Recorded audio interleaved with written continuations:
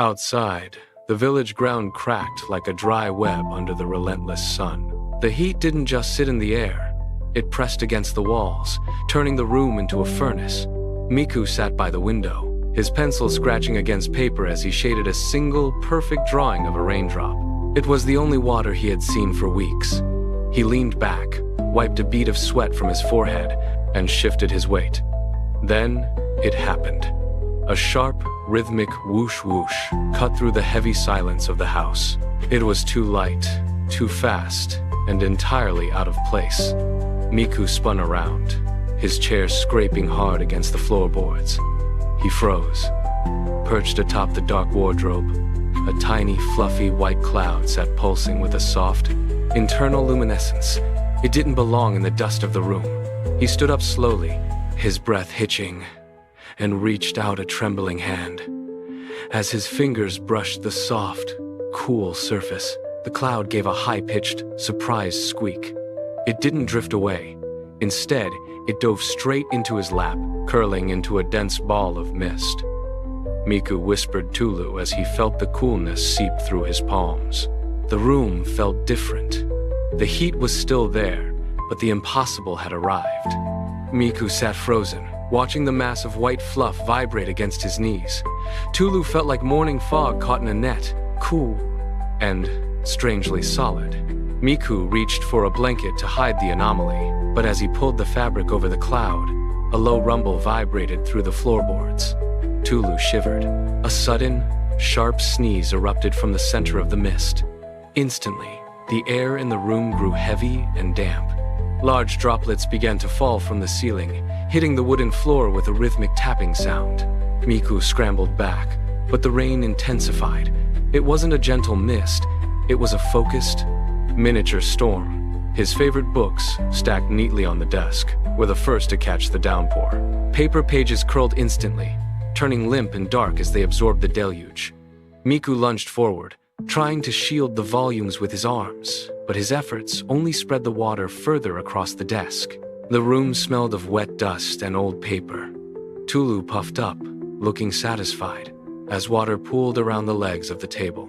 Miku wiped his eyes, staring at the ruined ink drawings now bleeding into wet smudges, realizing that keeping a cloud in a bedroom was far more complicated than he had imagined.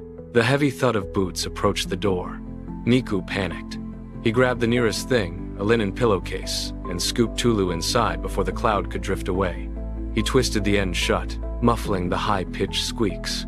Just as he shoved the bundle against his chest, the door creaked open. Grandpa stood in the frame, his shadow stretching long across the damp floor.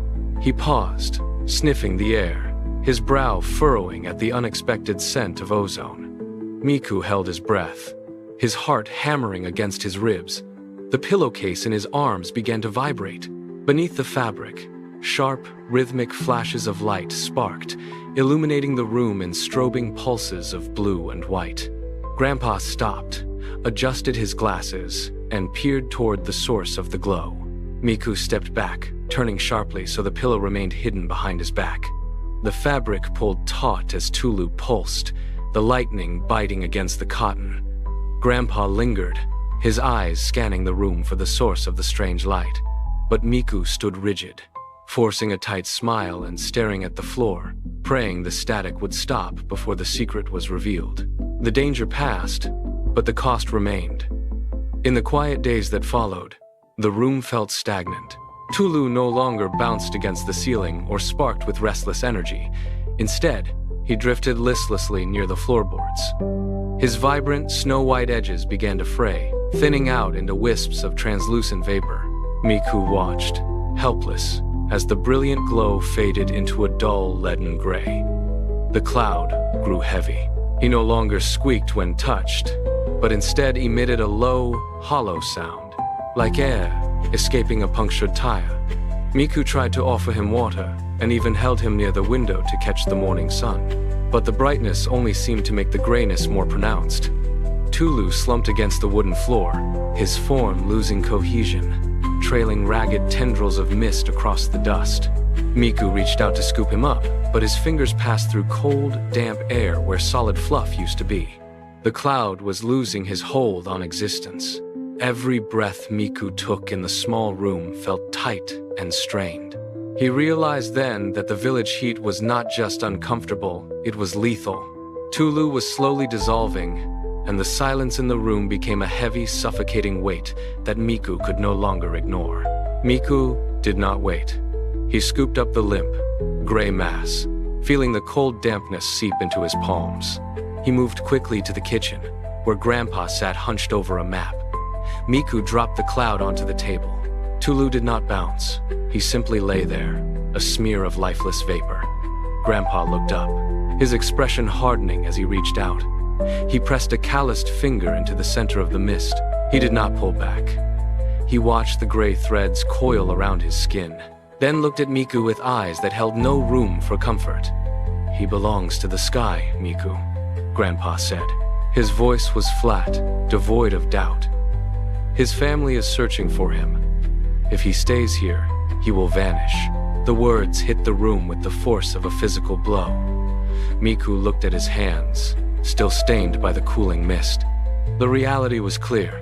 Every second spent in this room was a second stolen from Tulu. The panic that had driven Miku to hide his friend, now transformed into a sharp, singular purpose. He turned, his gaze locking onto his backpack resting in the corner. He had to reach the summit. He had to give Tulu back to the wind before there was nothing left to save. Miku shoved his sketchbook into the main compartment of his pack, then carefully eased Tulu into the front pocket. The cloud was barely a whisper of gray now, his form fragile against the fabric. They stepped out into the blinding glare of the afternoon. The village trail was nothing more than a jagged scar of dry rock and loose gravel winding toward the distant, sun-scorched peak. With every step, the ground shifted under Miku's boots, threatening to send him sliding back down the slope. His lungs burned with the dry, thin air, and his legs felt heavy, as if the mountain itself were trying to hold him back. Grandpa moved steadily ahead, his shadow long and thin against the parched earth. Miku clutched the straps of his pack, his knuckles white, feeling the faint, cooling dampness of Tulu against his spine. It was a constant, terrifying reminder of how little time remained. A gust of wind slammed into them, stinging their faces with grit and dust. Miku stumbled, instinctively hunching over the pack to shield the cloud from the scouring heat. He looked up at the summit, which seemed to retreat further into the shimmering haze. He did not stop. He planted his feet, ignored the sharp protest of his muscles, and kept climbing. They reached the summit. The air here was thin, sharp, and tasted of nothing but dust. Miku knelt, pulling the pack from his shoulders, his movements jerky and frantic. He opened the front pocket. Tulu was a mere smudge of lead and vapor, unable to hold his shape against the mountain air. He did not drift upward. He simply slumped against the rough rock, cold and motionless. Miku watched the cloud, his breath hitching in his chest. He reached into the pack and pulled out his sketchbook. The pages were filled with drawings of rain, dreams of water, and memories of the village before the heat. He hesitated for only a heartbeat, then gripped the edge of the first page. The paper tore with a harsh, dry sound. He ripped page after page, his fingers moving with a desperate, mechanical rhythm. He used tape from his gear, folding the heavy paper into a wide, angular frame. He worked with his head down, ignoring the wind that clawed at his back, ignoring the way his hands shook. He tied a length of string to the center of the paper kite. It was fragile, crude, and sharp-edged. He placed Tulu gently into the center of the paper construct. The cloud rested there, a gray weight against the white sheets. Miku stood up, the kite trembling in his grip. The summit was a narrow blade of rock jutting into the void. Miku stood at the very edge, his feet braced against the uneven stone. The wind was not a breeze anymore. It was a physical force, howling through the crags and tugging at the paper kite with violent, snapping jerks. He felt the frame twist under his fingers. The tape creaked. If he waited, the paper would shred. A sudden, massive gust blasted against the mountain face, nearly lifting him off his feet. Miku lunged forward to stabilize the frame, his knuckles white against the string. He did not look back at the trail or the village below. He looked only at the open abyss. He took a breath, felt the air pressure shift, and realized this was the moment. He moved. His boots hammered against the hard ground as he sprinted toward the drop-off. He did not slow down. He hit the edge and thrust his arms upward, letting the string slide through his calloused fingers. The wind grabbed the paper wings instantly. The kite jerked, strained, and then ripped away from his control. He watched it dive, then catch, and finally rise, tumbling into the center of the rushing air.